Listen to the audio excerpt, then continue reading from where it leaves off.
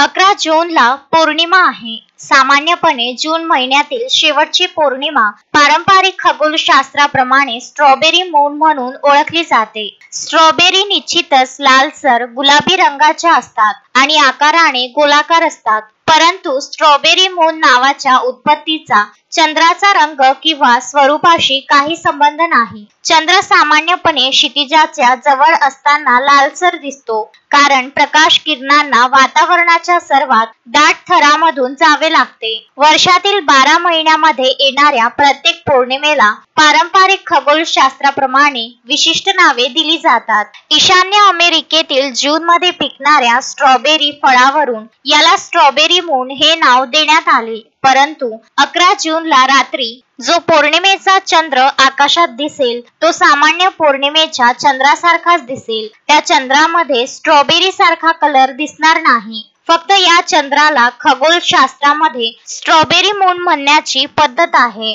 अशी माहिती मराठी विज्ञान परिषद अमरावती विभागाचे हौशी खगोल अभ्यासक विजय गिरुडकर व प्रवीण गुल्हाने यांनी दिली आहे. अशोकभाई जोशी, विदर्भ न्यूज, अमरावती.